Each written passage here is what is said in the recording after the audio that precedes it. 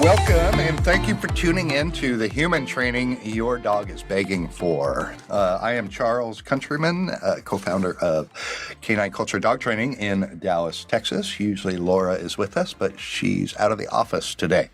And as always, we have Wyatt, senior trainer and head of dog evaluations. Good morning, Wyatt. Good morning. How are you today? Oh, great. Good. Great day. And then we have lead trainer, Julie. Good morning, Julie. Good morning. And how's your day going? Great. Ready to talk dogs? Yes. Ready to talk dogs. And then we'll train dogs.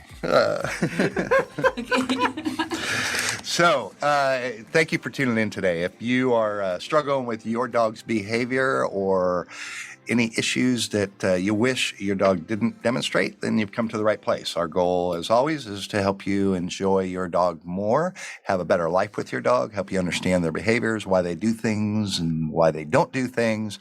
And hopefully you'll walk away from each podcast that we have with a better understanding of why your dog ticks and why they do things. And maybe you'll see less of those behaviors going forward. And on today's podcast, no robots. What the heck do we mean by no robots, Julie? No robot dogs. Just a dog that literally looks like they're just going through the motions and doing all the obedience, but that's it. That's what I imagine a robot to be. How about you, Wyatt? What's your definition of a robot dog? Robot dog is always working. It never gets a break. It never has downtime. It doesn't dog. It does not dog. To perform. Yeah. It's not mentally healthy at all. Right. Fun. Can you imagine as humans if we never relaxed? Well, that's why people get like PTSD from combat zones. Or burn out at a job. I was going to say. Yeah, that's the big one. They just, people burn out. So does your dog. And then you start seeing it's emotionally unstable for a dog to always be in work mode. So robot dogs, how I envision that is where you would see that the most. You're thinking about dog training and you go talk to a dog trainer and they pull out their dog. We call and in that situation, if you're not familiar with the term, they're going to pull out what's called a demo dog. It's meant for demonstrations.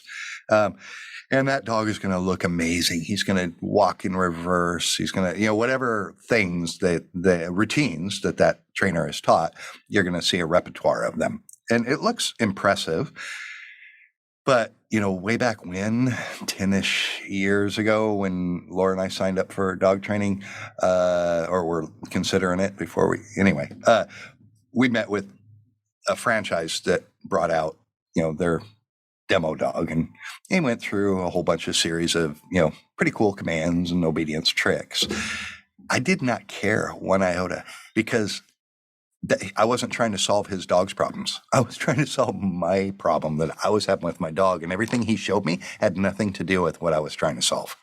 Was it cool? Yeah. Did it affect me making a buying decision to sign up for training? Not one iota. In fact, it kind of made it harder for him because I was like, I really don't care. You just wasted 15 minutes of my time because I would expect your dog to be on point and incredibly trained. You're a dog trainer. But what I really saw, and I didn't know this until later when we got into training, was a robot dog. That dog never relaxed. He was 100% wound up, ready for battle, so to speak, the entire time he was working and sitting, and he was talking to me until he put him away. He's probably all pumped up still being put away. A robot dog is a dog that, to me, does not look, are they impressive? Yeah. Are they crisp in everything that they do? Typically, yeah. Do they look like they're dogging? Do they look like they're having fun? No. They're just like 100% in work mode the moment they come out of their crate, their kennel, or when they're with their person. Yeah, like you said, Julie, you'll burn yourself out as a human if you try to always be that on your game. Your dog needs to be able to. Well, even like a Malinois that wants to work that hard, they want to do all. They still need downtime. And you see that, I think, a lot with Malinois because they're pretty popular with trainers because they are flashy. I like to say they're sexy, and they just look so flashy when they're doing their obedience, and they love doing it. But I know a trainer that actually has a franchise up in Ohio or Iowa with a national dog training franchise. And his is a Dutch Shepherd. And that dog is the epitome of a robot dog. He doesn't know how to dog at all. And my wife, Laura, was visiting with him about something. And he said, even in the house, he makes the dog heel across the living room. He's always 100% working. I thought, what a sad life for that poor dog. Well, that dog, it doesn't know how to do anything. No, he cannot make decisions anymore. No, there is no problem solving. There's no decision making. It is robot. You have to give me input to do literally anything. Probably peeing and pooping too. It's all command driven. So there's a couple sport competitors that I follow. Michael Ellis is one of them. Yvonne, I can't remember how to pronounce his last name. Julie Balabalov. I'm sorry, sorry, Yvonne, we just butchered your name. I just struggle with pronouncing his last name. But they compete, on the world stage in U.S. In obedience and several others. Robert Cabral, another one. I was listening to a podcast between Robert and Michael Ellis, and they were talking about just normal stuff that they do with their dog. So like us, they walk their dogs. They never have their dog in a heel. They're like, I'm just walking. Unless there's an issue I need to bring my dog into a heel, we're out there to walk. Now, if we're in the arena and we're competing, I expect a heads up heel. I expect we're working. Yeah. And Michael Ellis had a good point. He said, the reason I do that differently is I want them to know a distinction between stepping onto the field.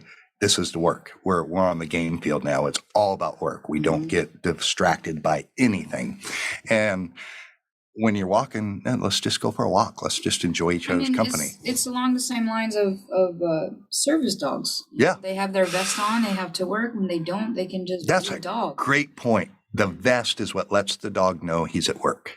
And when the vest comes off, he can be a dog. That's an awesome point. Because a lot of people probably think, well, aren't service dogs robot dogs?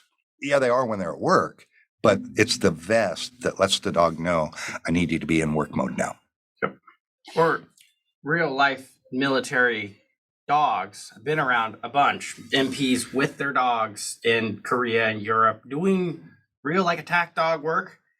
They're constantly playing with those dogs. They always have a toy in their pocket. They're always playing fetch whenever there's downtime. It makes the trainer or handler more happy, but they're just playing with that dog. Constantly. Right. And good point on that. Julie, you just went to a training in February, and that trainer competes in obedience. What's he do before he goes onto the arena to compete with his dog? What's he do with his dog? Oh, he plays and bonds with his dog. He plays. More than anything. He doesn't focus on, naturally, at some point he's going to focus on certain things, right? Certainly. That's going to be happening in the ring. But otherwise, he doesn't focus on just obedience all the time. Right. And that's what he kept bringing up throughout that weekend, is that if you don't bond with your dog, if you don't play, if you don't let loose, what's the point? Why have a dog? Literally. Yeah. Well, with the training, the obedience is easy. With 99% of the dogs we train, teaching them new things is not hard. They want to learn. They want to do all this stuff. Breaking it down so they understand it. The repetition. It's getting the attention is the hard part. Especially with an arena, you can't use any fancy training tools. Or treats or anything. Yeah, you've got to just be the coolest person in that room. Their best friend, and that bond is the biggest factor on the winner, second, third place. They were perfect. They worked harder for that human, not just because of the obedience. Right. I just think that trainers as a whole, we get too caught up into trying to get to that end result sometimes. End result of what? End result, let's say if you're trying to do a heads up heel, if you're trying to do plays with amazing distance, it's just anything. Yeah. I think advanced concepts. Then we start fixating on long sessions of that. Right. And over that weekend, it was very interesting to see some of the working spots where he would work with the owner for a certain amount of time, but it wasn't, it was like 5 minutes, not even. Oh, And wow. we're like, okay, Okay. we're going to go on to the next thing. Because the dog, it's like, sometimes the dog gets tired from Right. doing something for 20 minutes. You see the decline in their like energy. It gets a little boring. Like, oh, shit, Yeah. this again, Yeah. So that's where like, I think people just don't understand that dogs, they don't need like 15 hours of constant same thing over and over and over and over. 5 minutes a day is way better than 30 minutes on Saturday. Yes. Yeah. Without a doubt, right? Everyone agree? It's like going to the gym. Yeah. Consistency works better than. I'm glad you mentioned heads up heel because that was actually a note I wanted to talk about. That's, to me, a great example of a robot dog. Yeah, we all want our dogs to heel because it's a position of control when we're out in the public. And, it's important that our dog understands heel and where that is. So if I need to put my dog in a heel because it's a really distracting environment or danger, great, my dog heels. Do I need my dog heads up? And if you don't know what heads up heel means, it means your dog's in like a perfect heel position. His head is like Just exaggeratedly looking up into your eyes. It looks cool, but really, is it?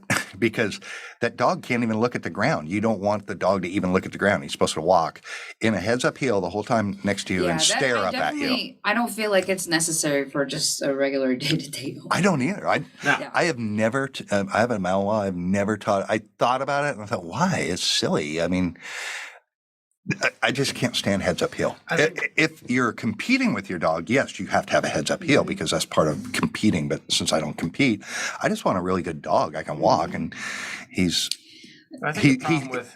will still check in with me. I want engagement, but I don't need you to be a robot looking thing with your head all elongated and on top of that, unnaturally erect. Actually, don't understand how hard it is for a dog to constantly look up. Yeah, because they're looking up, their heads turn slightly to the right. I mean, it's abnormal position for the dog, for his head and his neck in that position. Well, my opinion too, especially Malinois, or those high, crazy drive dogs, I think it feeds into like the neurotic problem of I don't need to make decisions. Because you'll make all of them. You're not. And now they don't know how to make a decision. Yes, because you've never that problem. Right. They want to work, but you're taking all the decisions away, and it's like a muscle. They will lose that power to do that, and we want them to problem solve on their own. But I do think that some dogs need that. Oh, some do, but there's always going to be that little example. I feel they need that above the top engagement to actually. Yes. Yeah, especially if you're getting like a rescue or something like that. But if you have a puppy Malinois, you should be letting it.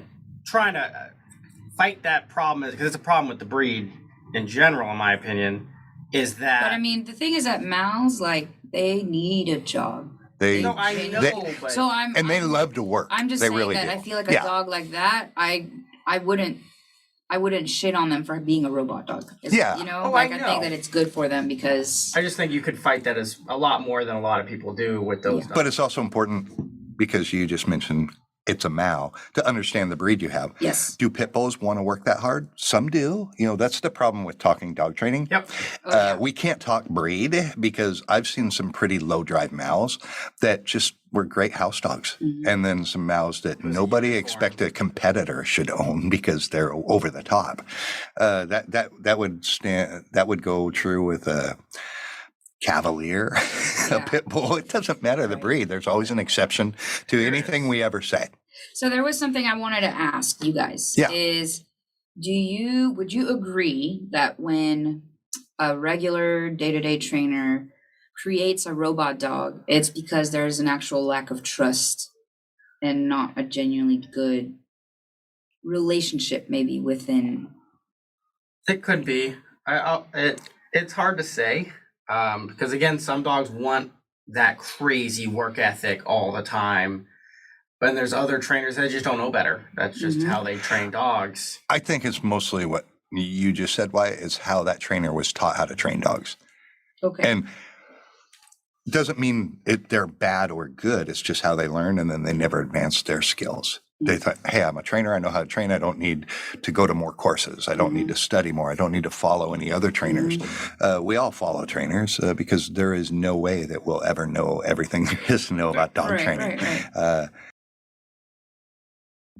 Yeah, I don't know if I'd say it's a matter of lack of trust. I think it's because the trainer Thinks just that's the right way to approach it. Okay. I would go with that. It's like people that have only ever been around compulsion-based dog training. Problem is, it gets really fast results, and they think it works, and they don't understand the long-term effect, or that there's a better way to do it. A much better way. Much better way, and they just have no idea that exists. And faster is maybe what, a couple days? I mean, so in the grand scheme of things, when we're talking faster results using compulsion through an e-collar, we're talking a couple days. And for some things, we're talking maybe half a day. But now, why is the dog doing it? He wanted to do it or he felt compelled to do it? I want my dog to want to do it because now when I really need him, he'll still do it because he wants to do it. Not, I don't have e-collar on so I can get away with bloody murder. Because you can't enforce anything you're telling me. And dogs, we call that collar smart. They become smart when they have the e-collar on or e-collar off. That's a danger of e-collar, and we'll talk about that probably next month. I think that's on our list of tools to talk about. And and then the pros and the cons of just different tools. I'm not opposed to an e-collar. Just make sure you understand how to use it and use it appropriately. I think the biggest crappy thing about e-collars is they're sold at a store without a demonstration and instruction on how to really properly use it. Realistically, like a prong collar, you've got to pretty much intentionally hurt your dog with it. Like it's hard to accidentally hurt your dog with a prong collar. If it's properly fitted. When properly fitted, yes. Yeah. An e-collar, you could definitely do that on accident. You need some kind of training, something to work with that e-collar. Yeah, and then there's so many ways, as we know, different ways to train a dog with an e-collar. But let's get off the e-collar because we're going to talk about that on another subject. Heads Up Heel. There's a couple different franchises that's their shtick. They train a phenomenal heads up heel. And whenever I see that dog, I'm like, does that dog look happy? And take the heads up heel. How's the rest of the obedience? Why spend that much of the time you have with that dog perfecting that heads up heel when I would rather have an amazing recall past intense distractions in the public? Things that are more pertinent to our client. I call my dog, he came. Well, the problem too is most places they'll guarantee it too.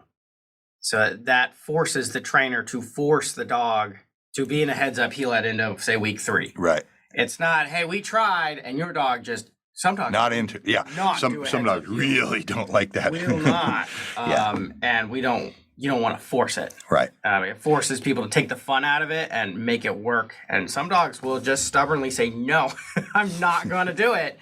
And you'll just spin your wheels the whole time instead of trying to find a funner approach or an activity the dog will actually want to do. Right. So what would you say are two things that pop into your mind to avoid having a robot dog when you're training your dog and you enjoy training and you want to keep training and you want to keep advancing your dog's skills?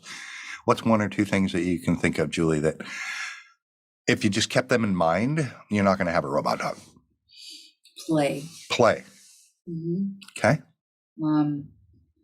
Play and just love on your dog. Treat them like your pet. Don't forget they're your pet. Yeah. Yeah. I mean, I think it's even here with our trainers, sometimes it's like, I feel like I have to go in and remind, hey, love on your dog. Yeah. Just love on your dog. It's okay to take a minute I know and it's just different for be goofy with the dog. For trainers, because, we have certain things, expectations to meet and things like that. But still, like you have to show your dog that you're happy with what they're doing and let them be a dog. I think people are always surprised when I'll tell them sometimes for one of my sessions, I'll go into a field or I'll go outside and I'll just play with the dog. Be. Yeah. It's important. For sure. It's very important. What? I would say do not heel everywhere. Once you got a dog with a good heel, it's flashy and it's nice. You don't have to worry about your dog at all because they're right next to it. It's very easy to fall into the trap of just heel everywhere. Right. That one's a big one. I had one while you were talking. I was thinking about Play. the harder you work with your dog, it should be the harder you play with your dog. It should have a direct correlation. That's a good point. The more stress the dog is under learning something, the longer recovery time they need. The easier something was for a dog to learn and grasp and do, the less recovery time. So the less gap they need before you train again. Yeah. With me, I just, like Julie said, I just play with my dog. To me, when we're working, it is play. Mhm. That is how we do a lot of play. And then we'll interrupt it with tug, and I'll throw the ball. Then we'll come back and we'll do some obedience stuff. And to me, it's all intermingled. We're playing, we're training, we're kind of like doing it all together. So it's fun. It's well, that's how we like, just have fun. How I used to train human aggressive dogs that start off trying to eat me. Yeah. Was just a stupid amount of playtime, like that bull terrier. Mm-hmm. He wanted to eat me for the first couple days, and at the end of it, we're best friends and we're playing because it relieves stress for me and the dogs. Right. I'm scaring the crap out of him. He's panicking so hard he wants to eat me. We're going to play so much, it really breaks down those barriers, but it's part of the program. The training is building the bond. The bond. So you actually trust said dog to work with it. But it also trusts you because it realizes, no, we can play and it's just not a big deal. Right. Maybe I'll trust this person to go by the other scary human more instead of just fighting the whole thing. Good point. Any parting thoughts, Julie, on robot dogs? Play with your dog more. Yeah. Have fun, like we always say. No, Go I have fun with your dog. Quote that because you were talking about working hard and then play as hard, work hard, play hard. Yeah. You know that quote? Yeah. Okay. That's what I do. It's how I would always have an awesome, every once in a while, this awesome dog that was phenomenal. And we'd be like, yeah, we do an off-leash heel. And then we spend the last half of the training session playing. And then we'll do off-leash heel and then play. Yep. Like and when you do that, the dog can't, it's almost like, to me, I look at it, it's their paycheck. You know, we all go to work and get a paycheck, right? Mm-hmm. So the dog, especially if you're teaching your dog something new, okay, I'll work hard and I'm going to pay attention because I know my paycheck at the end is we're just going to play. Mm-hmm. So they work for that paycheck. Well, better analogy with the paycheck to build on it is people work much harder for a bonus system. Yeah. Like I'm getting paid, but then I'll get an extra bonus if I do it perfect. That reward system. So they work, Instead of going, oh, you didn't work hard, you didn't do good enough, no praise. Right. Pay cut. People will demoralize for that. They'll work really hard for that bonus. Yeah. And if your dog is struggling with something you're trying to teach him, at that time, it might be a little too much. So don't end a training session. So training tip here, don't end your training session on something your dog's struggling with. End it on something they can do. So they end with a victory, and then you can celebrate the victory with play. Yeah. So. And typically, if you're beating your head up against a wall, try and find a different approach. There are times you've just got to struggle through it, but most of the time, there's a better way that will click with your dog better that you need to think of. Frustrating sometimes. Well, hopefully you got a little out of that so you don't accidentally create a robot dog, or if you were wanting a robot dog, hopefully we've talked you out of having a robot dog. Let your dog be a dog. Just let them be a dog. And next week, what are we talking about next week, Julie? Actually, we're going to have a guest. Dogs. Next week, we will have Maisie, our senior human aggressive dog trainer. Joining us. Laura and I will not be here next week. We'll be out of town on a business trip.